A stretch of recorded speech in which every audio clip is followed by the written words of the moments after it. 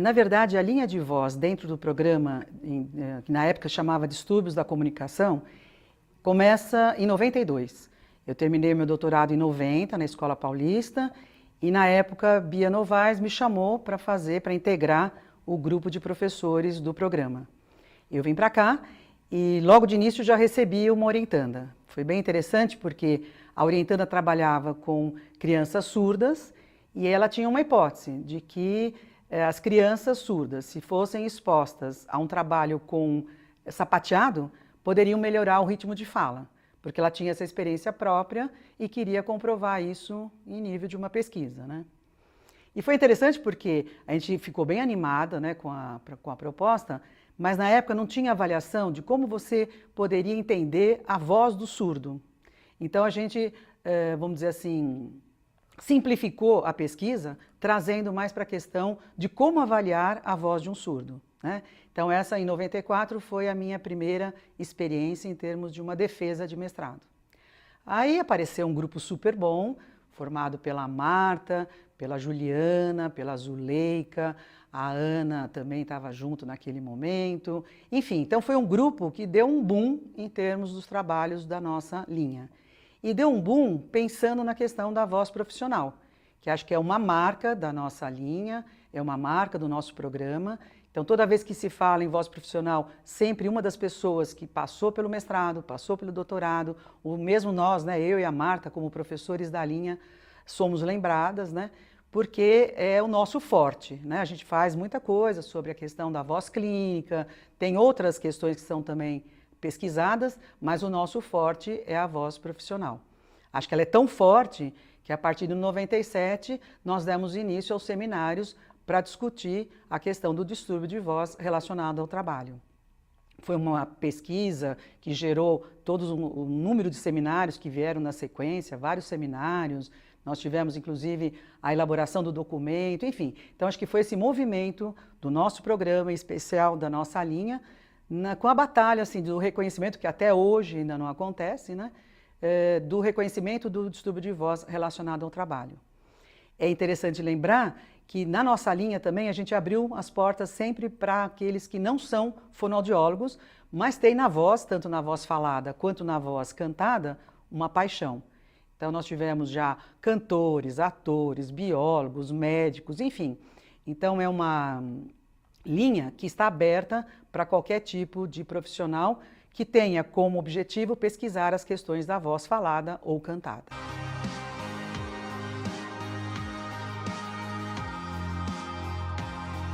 Inicialmente, o grupo de pesquisa era denominado Núcleo de Estudos e Pesquisa sobre Voz. Mais para frente, houve uma diferença, uma mudança com relação à denominação dos grupos de pesquisa e começaram a ser chamados de Grupo de Trabalho. Então, era GT Voz.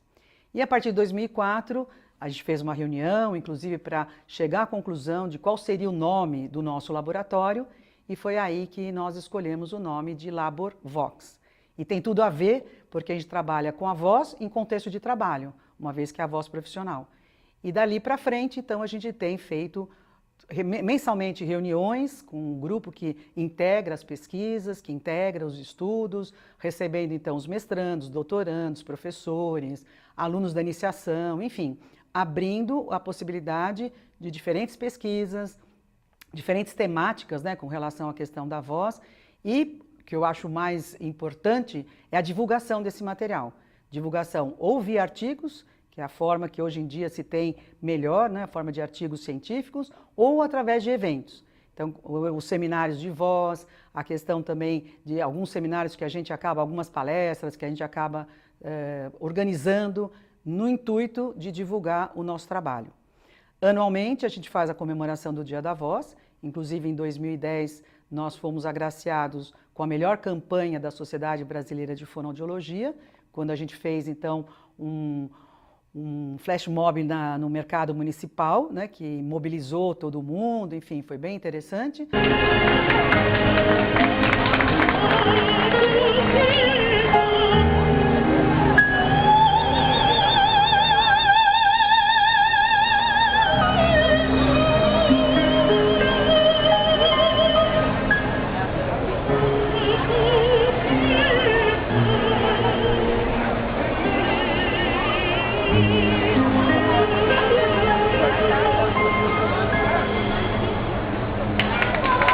Então a gente tem sempre essa preocupação, dia da voz, dia do professor, então ter uma entrada junto à comunidade da PUC, junto à comunidade em geral. A gente tem um trabalho também bem interessante em parceria com a Prefeitura Municipal de São Paulo, onde os professores, por meio de um ensino à distância, um curso que é oferecido à distância, podem se sensibilizar com relação às questões da voz. Em relação à linha de voz, eu pensei quando a gente começou a falar das comemorações dos 70 anos, né?